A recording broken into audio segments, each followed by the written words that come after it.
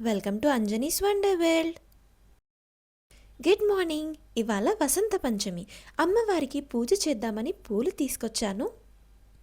అమ్మవారికి నైవేద్యంగా పెసరపప్పు పాయసం చేస్తోంది అమ్మ. డీటెయిల్డ్గా ప్రాసెస్ ఏమి షూట్ చేయలేదు, కానీ షార్ట్ అండ్ స్వీట్గా చెప్తాను. ముందుగా పెసరపప్పుని వేయించి కడిగి ఒక 30 నిమిషాలు నానబెట్టి కుక్కర్లో వేసి ఉడకబెట్టాలి.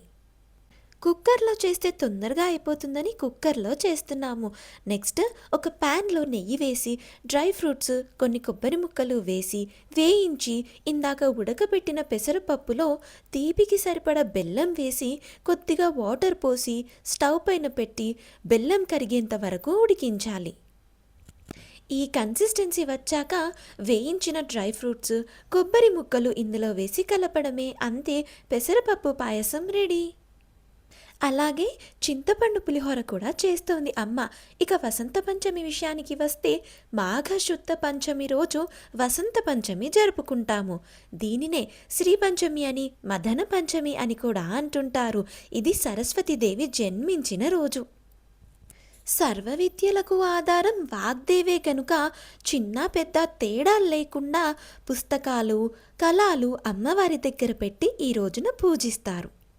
ఈ అరటిగెల గుర్తుందా? ప్రీవియస్ వీడియోలో చెట్టుపై నుంచి కోసామని చూపించాను కదా. కొన్నే వచ్చాయి, తొందరగా అయిపోయాయి కూడా. టేస్ట్ అయితే చాలా బాగున్నాయి.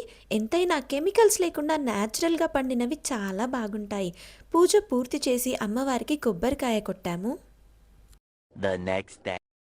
Good morning. ఇవాళ రథసప్తమి. పొద్దున్నే లేచి ఫ్రెష్ అయ్యి కుంపటి ఏర్పాటు చేశాము. ఇవాళ రథసప్తమి. పాలు పొంగిద్దామని అన్నీ ప్రిపేర్ చేస్తున్నాము. మాఘశుద్ధ సప్తమి రోజున సూర్యనారాయణమూర్తి జయంతి. దీన్నే రథసప్తమిగా జరుపుకుంటాము. ఈరోజు జిల్లేడు ఆకులు, రేగిపళ్ళు తలపైన పెట్టుకొని తల స్నానం చేయాలి. అలాగే స్నానం చేసేటప్పుడు సప్త సప్త మహాసప్త సప్తద్వీప వసుంధర సప్తార్కపన్న మాలాయ సప్తమి రథ సప్తమి అనే మంత్రాన్ని చదువుకోవాలి.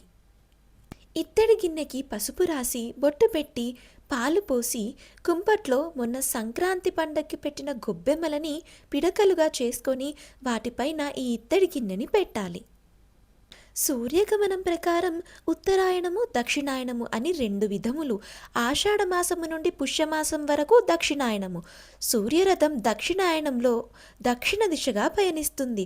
తర్వాత సూర్యుడు మకర రాశి ప్రవేశం ఉత్తరాయణ ప్రారంభ సూచకముగా రథసప్తమి అని పేరు వచ్చింది. పాలు ఒక పొంగు రాగానే బియ్యము, శనగపప్పు వెయ్యాలి. పాలు పొంగినట్టే ఇంట్లో భోగభాగ్యాలు, అష్టైశ్వర్యాలు, సిరి సంపదలు పొంగి పొర్లాలని, అలాగే ఆయుర్భాగ్యం కలగాలని దండం పెట్టుకోవాలి. ఇందులో వేసిన బియ్యము, శనగపప్పు మెత్తగా ఉడికిపోయేంత వరకు ఉడికించిన తర్వాత తీపికి సరిపడ బెల్లం వేయాలి. బెల్లం కరిగిన తర్వాత కుంపటిపై నుంచి దింపేసి ఇందాక వేయించిన డ్రై ఫ్రూట్స్, కొబ్బరి ముక్కలు, కొద్దిగా యాలకుల పొడి వేసి కలపాలి. ఇలా తయారు చేసిన పరమాన్నాన్ని చిక్కుడాకుల్లో పెట్టి సూర్యనారాయణమూర్తికి నైవేద్యం పెట్టి ఆదిత్య హృదయం చదువుకొని కాసిని అక్షింతలు, పువ్వులు పట్టుకొని ఏదైనా ఒకటి సంకల్పించుకొని దేవుడి దగ్గర వేసేసి తాంబూలం పెట్టి దండం పెట్టుకోవాలి. మొత్తానికి ఈ సంవత్సరం రథసప్తమి ఇలా జరుపుకున్నాము. నిన్న ఆ తర్వాత నేను ఇంకేమీ షూట్ చేయలేదు. ఇవాళ రిపబ్లిక్ డే. పొద్దున్నే బయలుదేరి బాసర వెళ్తున్నాము. మొన్న వసంత పంచమికి వెళ్ళడం కుదరలేదు. ఒకసారి అమ్మవారి దర్శనం చేసుకుందామని వెళ్తున్నాము. నేను ఇంతకు ముందు చేసిన బాసర వీడియోస్ చూసిన వాళ్ళకి ఈ విషయం తెలిసే ఉంటుంది. అప్పుడు బాసర వీడియోస్లో ఇక్కడ రోడ్డు కన్స్ట్రక్షన్లో ఉందని చూపించాను కదా. ఇప్పుడు ఇలా ఉంది. బ్రిడ్జ్ పైన రోడ్డేమో ఇలా ఉంది. అయితే గోదావరి దగ్గర రేగిపళ్ళు అమ్ముతున్నారు. తీసుకుందామని ఆగాము. మీలో ఎవరెవరు ఇప్పటిదాకా బాసర క్షేత్రాన్ని దర్శించారో నాకు కామెంట్స్లో చెప్పండి. 1 hour later. దర్శనం చాలా బాగా జరిగింది. ఇవాళ అంతగా రష్ లేదు. దర్శనం చాలా తొందరగా అయిపోయింది.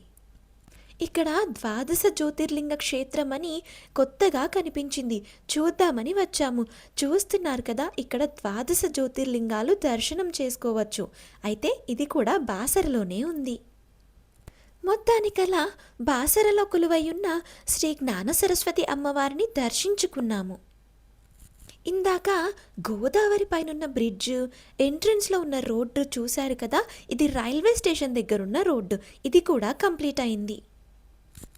మీలో ఎవరైనా బాసర క్షేత్రాన్ని దర్శించాలనుకుంటే బాసర ఎక్కడుంది, ఎలా వెళ్ళాలి, బస్ టైమింగ్స్, ట్రైన్ టైమింగ్స్, వెహికల్స్లో వచ్చే వాళ్ళకి రూట్ డీటెయిల్స్, పార్కింగ్, గోదావరిలో స్నానంకి సంబంధించిన వివరాలు, స్టే చేయడానికి హోటల్స్, గుడి టైమింగ్స్, అక్షరాభ్యాసం వివరాలు, ఇవన్నీ ఇక్కడ క్షేత్ర పురాణంతో సహా క్లియర్గా సపరేట్ వీడియోలో పోస్ట్ చేశాను.